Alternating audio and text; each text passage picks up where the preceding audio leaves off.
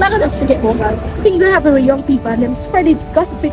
Yeah. And their children is okay and it used to hurt me. So because of that I used to hate some elders and leaders. We never chat to them. They do the same thing, but we laugh like we are heaven. And this relationship taught me to get to know people back then. Sometimes we make the red flag them turn red sheets.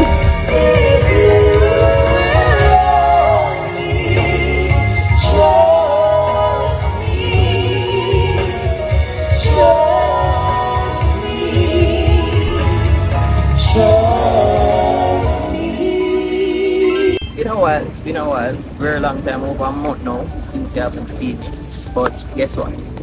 Life has been happy. Life is happy, I can tell you. We'll give you some stories, but today I'm joined here with a special individual, someone who she has been through ups and downs, and that's what life is really about. But she's gonna show you the lessons that she has gotten out of the ups and the downs, the mountains and the valleys. Chavine, Yeah. what's up? Oh, I'm good.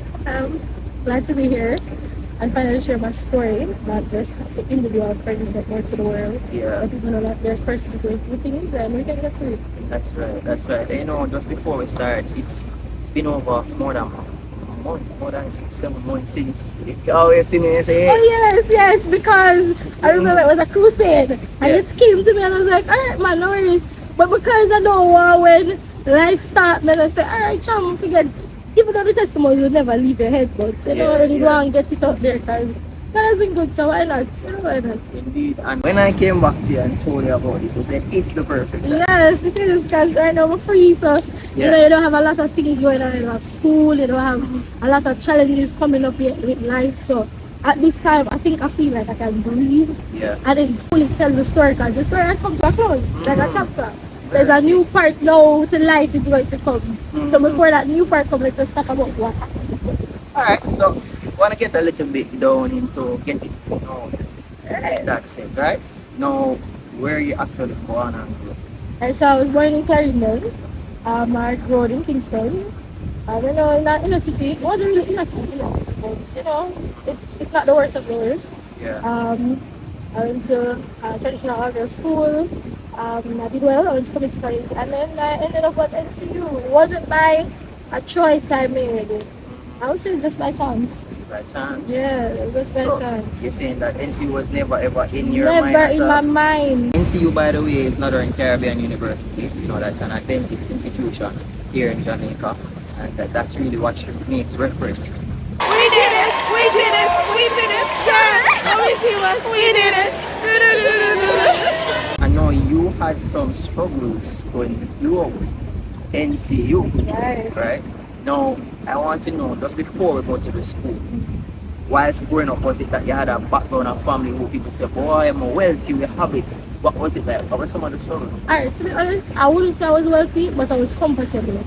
Comfortable in the sense whereby there are things my parents could provide. So like, I wasn't without school books, I wasn't without lunch money, I wasn't without a roof over my head. My parents were parents, so they have their own home. I didn't have to worry about going to school and getting things. So I wasn't really wealthy. Even my mother background, she wasn't wealthy, but they were comfortable. I think for her family at the time living in the country, they were the first to ever have regular toileting service and certain stuff. But at the same time though, they weren't rich. So when people used to assume that, oh, your parents don't make because you grow with certain wealth, your great grandmother is a white woman by the plantation, So when people look at that, they assume that you have money, but the truth is, it was just being comfortable. It's just making sure that your bills are paid and you can just live the ordinary life for everybody else. I wouldn't call it wealthy, but I call it being just comfortable. Just comfortable. You pretty much confine yourself, like, hey, you can meet the different necessities of life. Right. Once your needs are met, I'm good. So the wants wasn't really as high. It's just that you want to make sure your needs are met. I got you. No, there is one thing that I realize in life, that sometimes you want to tread on a certain path, but maybe at that time you never really had the finances that you need. For school. Right, we had a conversation and I wouldn't look at understand, because this was a crusade that we were at and we were sharing the story. Right, we were sharing the story as three young ladies up there. And we just say, alright, let's talk about school for me, and others talk about work, and others talk about the one of them talk about her dad, and to me it was like an emotional feeling, everybody talking about what they were going through and how God has been good. And then I talk about school, many persons were like, you were really going through that? And I'm like, yes, I was going through that. I just never let person know. Yeah. I never felt like it was the world's business. I didn't feel like I needed to walk with a billboard and say, hey, I'm poor or I need help. Because I just believe that in every situation there is a blessing at the end. I remember in 2019 we had a crusade. And we had this thing with Trevor. Remember the beloved? Yes. And I remember in the crusade, I was the technical team. And I remember his wife said that, why you don't go to NCU and do it as a course? Then I just done community college. I was looking forward to a job. Like, I wanted to just go into call center work and then see out life. Yeah. And I decided to that, all right, let's just try school on a link. So she said that, enroll man, do anything to the God of provide. Then mine, like I said, I did it because I was like, okay, actually no, I don't really want to sit down at home and Yeah, we start. Right. And I started NCU 2019, not having the first week, nothing. I didn't have even, I think I had over 15,000 now. Hey, I struggle. That's I had over $15,000 as cash. And I remember my dad had to say, at the time my dad said, my parents, because we're going to live off dorm. So the lady that told me to join university, Dr. Program, she said that she was going to get me a place to rent, and it was $10,000 for the rent. That was like reasonable because I got my own bathroom, kitchen, everything, never have to share. And I started NCU, not even red set, nothing for pay the first. And I remember being at orientation there, and my mother was kind of worried because she was asking, how are we going to pay? Because the truth is, any parents would genuinely worry, how are you going to pay certain bills? And I remember being at orientation, and to be honest, I left the orientation time because I remember when the finance person there was talking about they don't pay a certain amount percentage for some reason. I can't tell you. I don't know what happened, but it's for some reason I just zoned out in orientation, and all my first came in front of me, and I started to feel so overwhelmed, like, I'm not going to meet the criteria anymore. What am I doing here? I started to have that thought. I was like, what am I doing here? And I left and went straight back to where I was paying rent. Because I was like, what may I do here? What may I do on the road? How may I do adventure life? I don't have the first dollar. And I called my mom and I was like, Mommy, I'm not doing this and I'm leaving. I think it's the best I come back to this, but I don't have the first money, and they say if I don't do it this time, they do this and that, and student loan, they're going to work for me because why?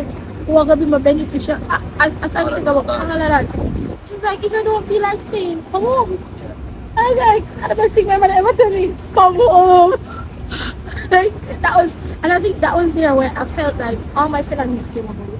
So like, that was the first encounter of me feeling like, as I said earlier, I felt comfortable with my finance, but no, I felt like I can't feel comfortable because the comfortable finance only can fit those needs. It cannot fit higher than what is there. And I remember when I was there and I cried to her and I come off the phone and I started packing up back the things that were my layout in the place and fix up. And I said to myself, and I started to argue with God. I said, God, but you see, you have me down here like that, you know. Yeah. Like we started telling him, serious natural emotions. Like I started to forget that he was a holy God. And I was like, listen to me. You have me down here like some big prof. What me I do here so I don't have no money and see you are for the rich or the people that want have it. So I started to talk to God rough and I said, yo, you're one now. You know, come carry me down and come shame me.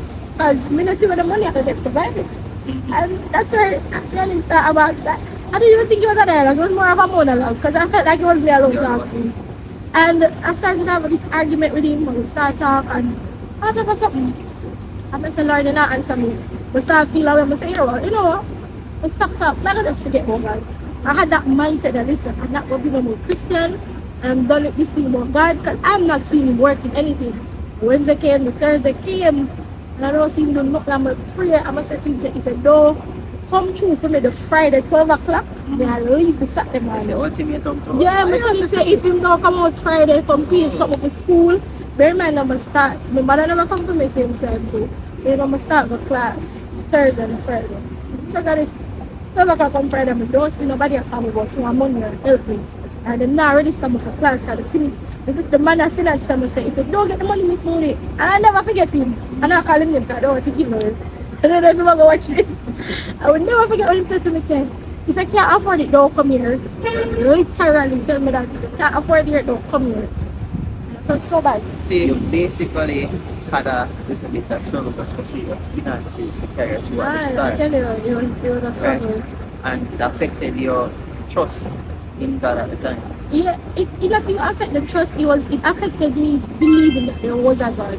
At that point, I felt like I finally felt how some people feel when they say they feel like there's no God.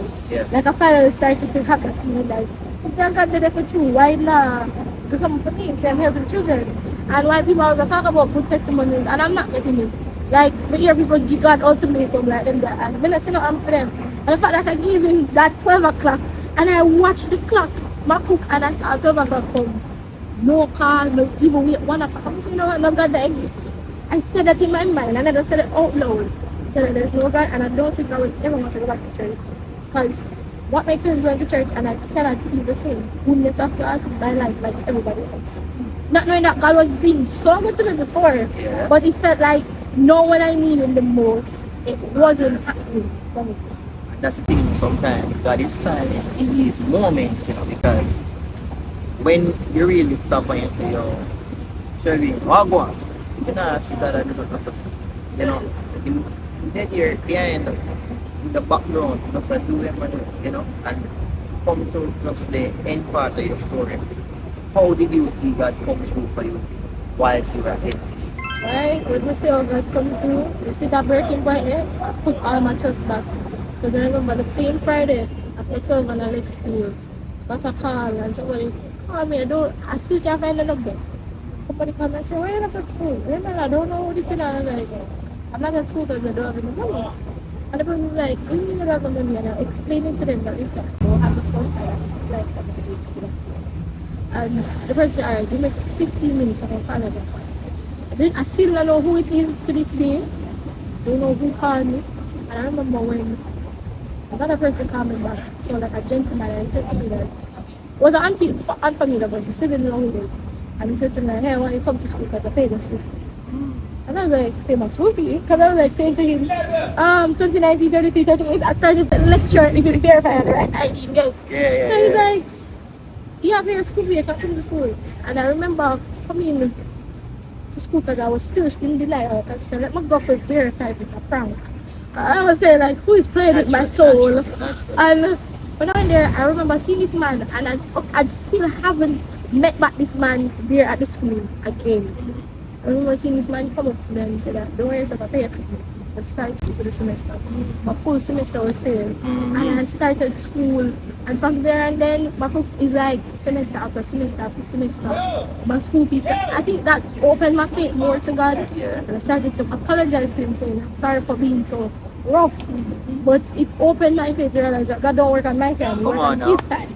So even 4 days late, for me, in my case, 3 days late, I'm still up on time. And during that, for the 4 years, I've only paid $81,100 a month. For the 4 years I've been there, that's the only amount of money I've paid. And you see, you realize where your story starts and where your story ends. And well. Let me tell you something. You see, sometimes when we journey on a path, start might seem a bit rough. Yes. It might seem like there is no end there that is bright.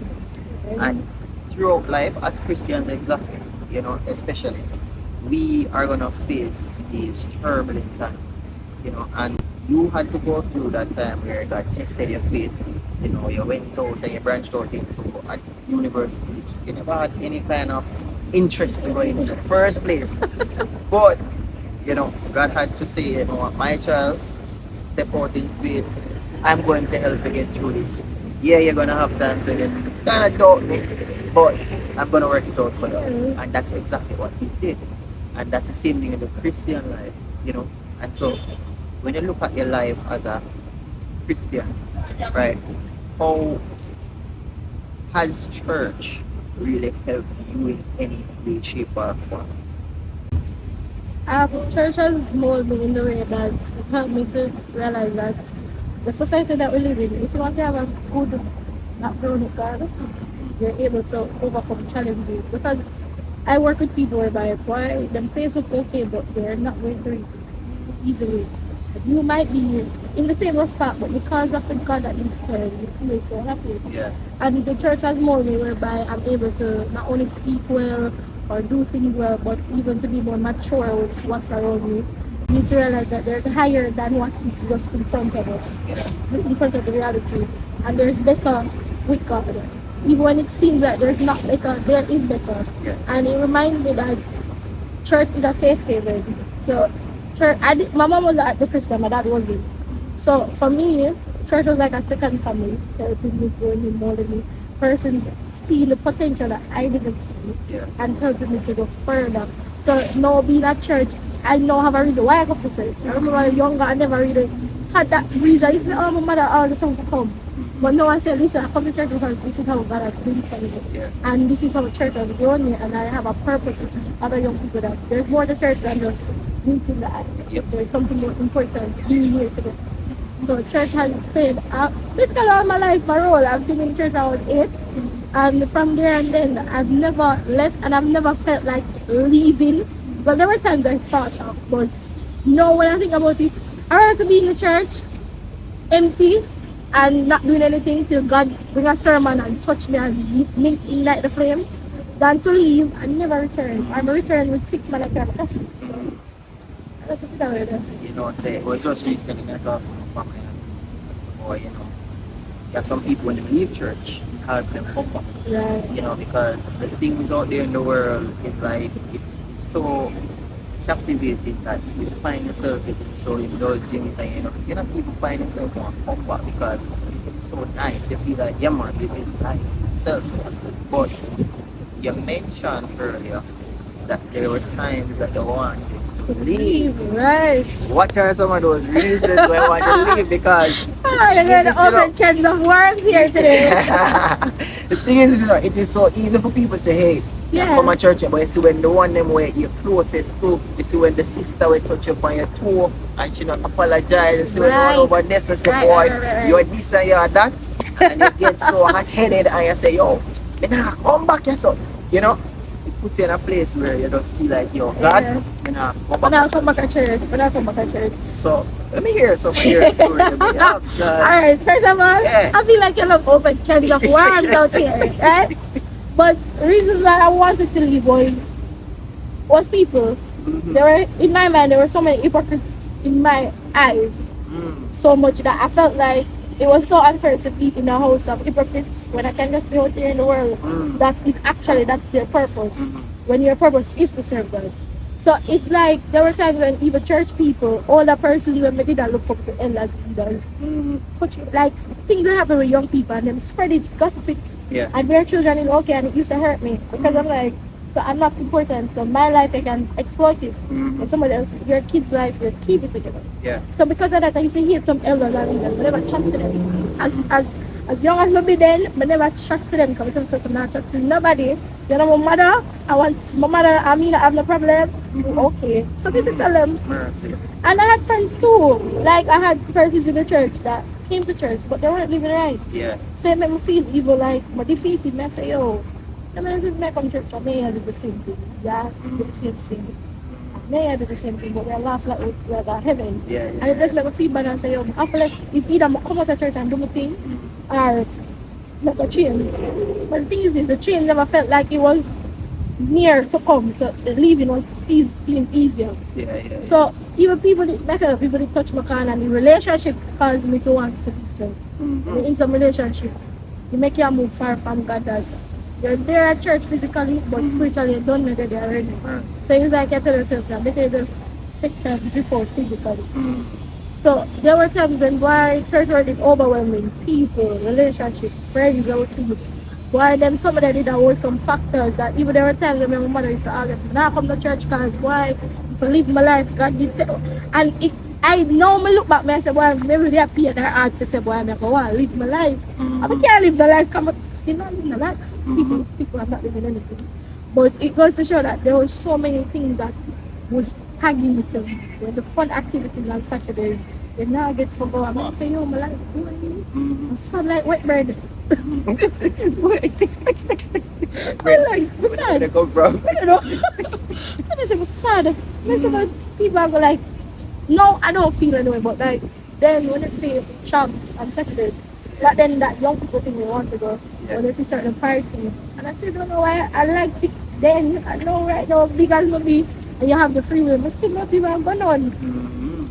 And even when you see certain events with friends go on Saturday, then you're like, alright, a friend thing, and your friends must say, why church boring me and I can't go nowhere. Why church have to keep always so the church stop by 12 o'clock, 1 o'clock. It would start me feel like I miss out on too much where the world have offered to me then. And I started to find myself, I didn't understand what I'm doing some of these things. Whether in your phone or whether at lunchtime come to church, you slip out, say, yeah, go up on the road with a friend. Same church people that were suppose that guy has friends with that do the same thing, you know. And come back to church and go like on the good. And you say, but it don't make no difference. Some of the basically those are some of the things that really did make me want to leave, but I totally never leave because there was always this fear. But I'm out there doing the wrong. There was always this pulling on my heart. But if you die today, what you're doing, you feel like you went to heaven. I think that was that little tingling thing that kept me staying. But officially let go of the worldly and things out of my mind. Yeah. So remember, as you touch about that, touch on that. Remember sometimes in college days when parties used to keep at CMU, which I used to attend, and there was a particular Friday night. Because my classmates, them know say, yo, I'm Adventist. Yeah. And they don't think on me and say, yo, alright, I just feel like I make up my mind already, say, yo, I'm going to go to that party. The next day, you know, which is the Sabbath, I'm going to end up going to do something at church. Yeah, I'm going to get a party and dance and everything, and somebody just come there and them say, oh, what? You're at church tomorrow. Hey, that's the worst embarrassing thing when friends do that to me. When they always say, yo, and then you're Christian, you don't have church, your son in a set. And it's always I say, boy, it's like you kind of make me feel extra bad I'm done, but I already know better. So, I understand where you come from. Yeah. Because sometimes you see the things them out there will really and truly see like, yeah man, this is all the allurement of the world. It just gravitates you. You feel like you miss out. Right. But in that moment there, when I party and I'm there, I feel good and everything. Trust me, see the next day when I go to church and I'm there, I feel tired because when I feel in the early morning and I'm like, wow, so this really feel, but there's no fulfilling feeling. And so experiencing it make me understand, say, oh, there's nothing out there that can really make you feel full, that can really make you feel like, yo, you're awesome. And so when you tell me, say, oh, you saw things like champs and because we used to go to places that because you know, I'm still a baby, I'm still young. Yeah. So, you know, but those are the things and other events, so like social effects we keep at school and certain stuff then. And even like regular party that was for age group at the time. When you see them things, you say to yourself, say, yeah, I get this up on a lot of things. Yeah. You lose out on a lot of things. Yeah. And because of that, sometimes you end up go as myself, I go. And then you have this negative feeling, and then I always feel bad the Sabbath, so I go. After that week there, but you're like sometimes, I don't know, if I feel like I was saying a sermon, and I meet, I always talk to me and say, yo, why God do that to me? Like I couldn't make way. And the sermon attacked to me, but people don't know that. But for me, I knew what me. So it always had. I was saying to myself, it doesn't make sense. I'm in the church. I mean, I always have a guilty feeling doing what is wrong. But I don't stop. Because I was.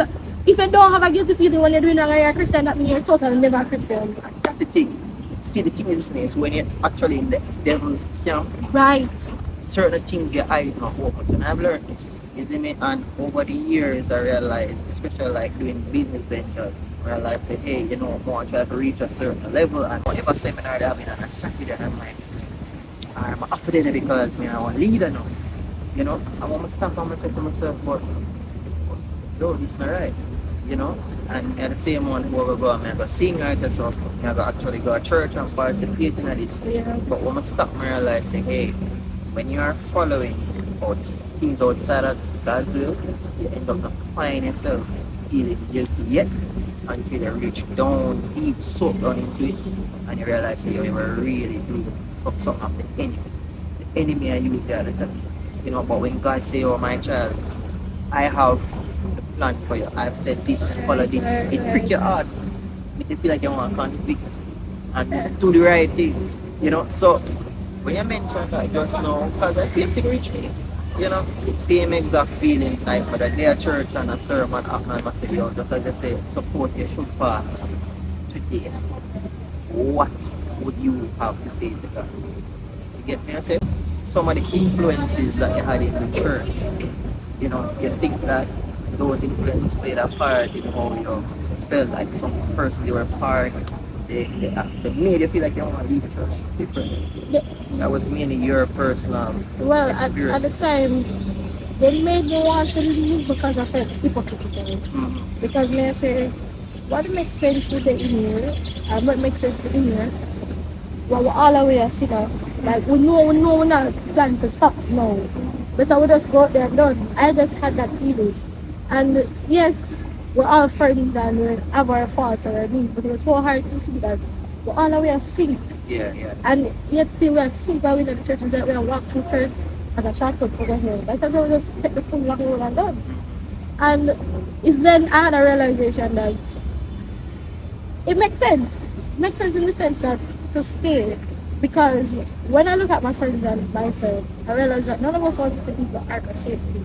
I will start to realize that it's better to stay in the ark of safety, hypocritical, because we say yes, I'm safe. Come on now. Make God box we and tell us to be able to have liquid and over and say, BM, then we go out there like in a Moses time, laugh and say, oh, the door not locked for now. And they go lock away and then we can't come back. So it's like we started to have an intermission with the situation. We started to say, oh, we want to. And then we started realizing, but if we leave, and we started to look at other young people that have left, and I'm not saying them ugly or anything physically, but we see how their life has been struggling when they left the church. And then we start saying, I don't want to be struggling them way there. That is either some of them get pregnant, and not pregnant early, but them get pregnant and one day father, or they left the church, and it's like, them can't find them way to come back. No matter how much time them come, them look older. Life just looks stressing. You hear a lot of issues with them compared to yourself. And I started to say, hey, what? But I was staying here, and we're going to learn to help each other drop off something. So if your weakness is telling lie, and my strength is telling truth, I'm going to teach you also. Every time I tell a lie, but if I even go catch up on it and say, listen, let's deal with it. If you see me go out there, whatever, say, sure you want about this person. Sure the person is Christian, you have the same mindset like you. Sure she is Christian, have the same mindset. Or even when I'm in the church, they're a Christian by name, but by nature they're not. Lifestyle. Right, so those were things that we help each other with. And I think we grow to realize that each other can help each other with the weakness, we deal together a better friendship in the church. Profoundly said, and that's the point which I wanted to touch on lastly for this, because many times young people, they make mistakes and they are cast out like the devil out of the church, and people look on them, if it is that, oh, them are married somebody who is a worldly, and now, they are out there and they gone and they got pregnant, or oh, him gone and him start the music outside of the old church setting, him a worldly, and now, them look at them, as they mentioned, the whole fornication aspect of it. Many people, oh yeah man, you're out there go and book flick and all of these things with somebody picnic, and them look at you and them say, yo, you're the worst, Right. and they judge you. And those things, it push people out, But the greatest thing is when they can see somebody falling, when they can see somebody who has a weakness, they can say, hey, come here, let me sit you down and just counsel them, mentor them and say, my child, this is the way you should go. I say, yo, you're gonna root here, but here what? You can try that way, or let me show you how you can pretty much improve on this here, instead of just bash them and say, yo, So I love the fact that you mentioned that y'all came together and tried to ensure that you use whatever you would have learned as a lesson to help somebody who's going through the same thing, because that's how we grow. We be our brother's keepers rather than to chastise and beat down people, and so you mentioned earlier some things about relationship as well, right? Alright, let's go. Error, going straight down. None of them never make sense. But at the time, it felt like, oh, you're in love, you're fine, nobody not having, because at least him not come out like the one in my church. Because to be honest, truth and in fact, I feel like Adventists come out to relationship. Because I've met guys in Adventist church, and it's been with like 3, 4, 5 girls from the same church, and I'm like, that was the fear why I never wanted anybody in the church. I started to look outside, but that was when I went wrong. When you look outside of God, you start finding all of the demons. It's like I fight demons consistently.